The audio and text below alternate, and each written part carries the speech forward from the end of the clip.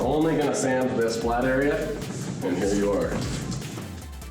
It's just, right here is your on switch.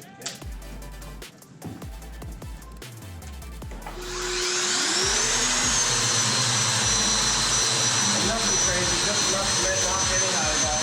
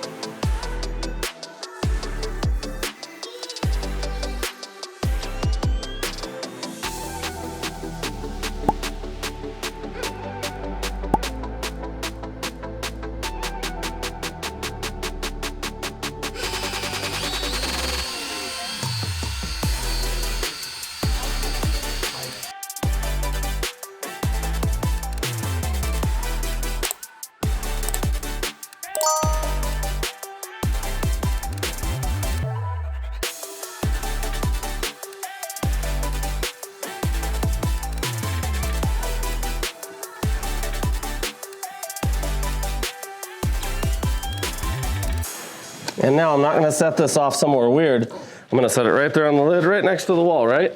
I might slide this over here just so I can reach the end of the wall. But a lot of times guys will set their bucket over here so it drips, and then half their time's cleaning up drips and everything. If you keep everything right next to your wall, you're perfect. Now remember guys, a lot of trowels have somewhat of a belly to it. So if you have a belly on the trowel, meaning a curve, keep that curve, the center of it, towards the wall so your ends aren't. And sometimes you can even kind of cheat and flex a little bit of one end of the, it is spring steel, so you have to kind of over flex it, but there's a tiny bit of a belly now on that, so.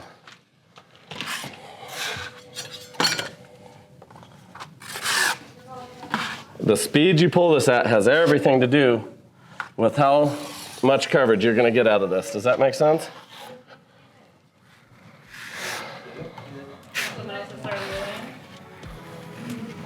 Yes, wait 1 second though.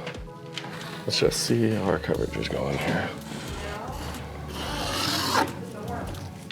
Take your time, start out at the bottom of the wall.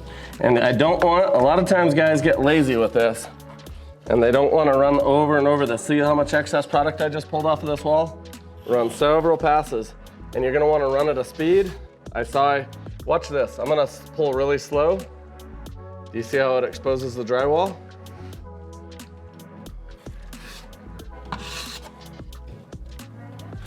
More pressure almost, but a little faster, and look at that. Your speed has everything to do with the smoothness of your coverage. Does that make sense? Speed of the trowel. Now you'll never get it perfect on the first time you pull it. Well, I learned when I was 12.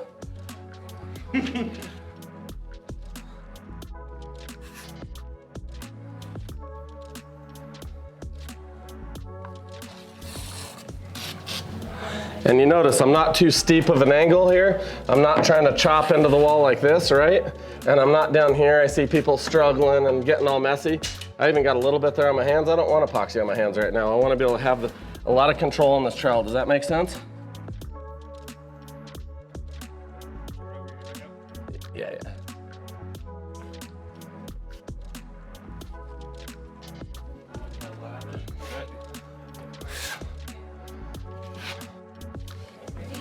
See this?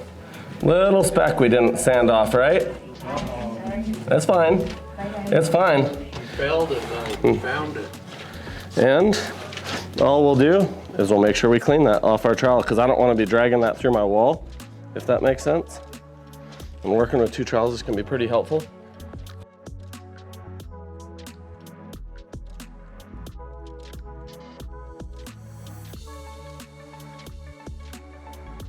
And now I believe personally that you should get coverage to your wall, really good coverage to your wall before you start worrying about a perfectly smooth coating. Yeah, it's spread out. Exactly. Once it's spread out, you have a lot longer to work it. Whereas if I spent 40 minutes to get down here because I was trying to make my wall perfect, those blobs are cooking and they're becoming less workable. And then I have to spread a whole pile out versus just smoothing a little ridge down with a trowel.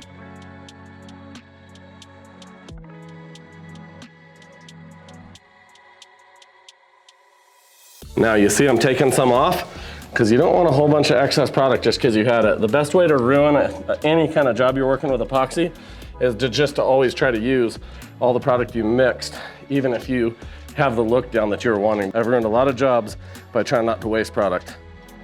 There's a lot of product too here, so, which is good. Think about this, this kit just went very well over almost 80 square feet, and we had excess in the bucket, and we have, yeah, we could easily, with a wall this prep, probably got 150 square feet out of this.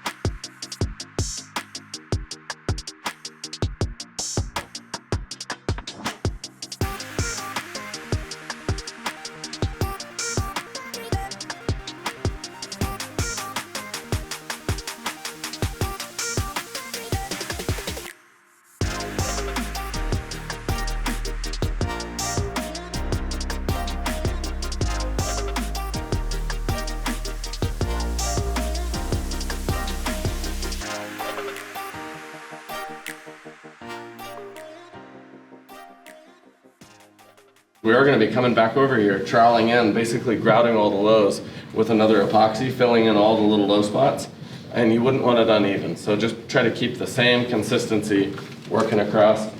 It is a back head, so it works pretty well.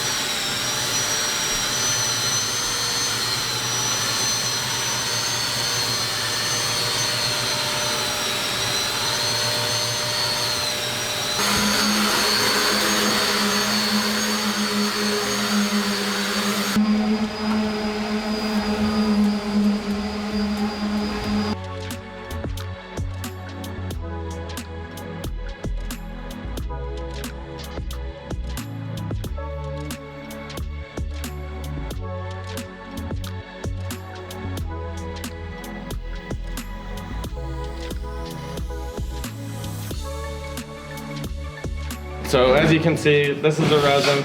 It is 2 parts A to 1 part B, totally non-sag. We're gonna be doing light turquoise. I don't want it like completely opaque. I usually do it like this. Dump my hardener on top. It is 2 parts 1, 2 parts of A, which is already measured out on the bottom there. All my attempts at. And then I like to just saturate over the top all that powder like this.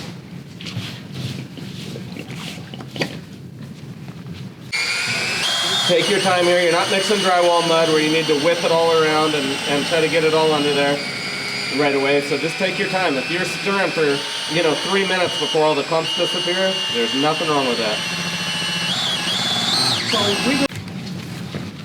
Do you want some small trowels? Yeah, I'll probably need 1 or 2 here. Got it.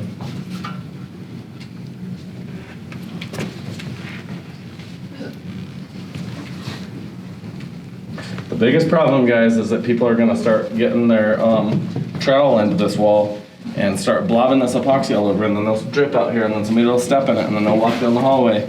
So please help me with maintaining that, and if you step in it, just don't move. We'll go for you, and we'll help you clean. So, and it'll happen, and there won't be any problem. We'll just take care of it immediately.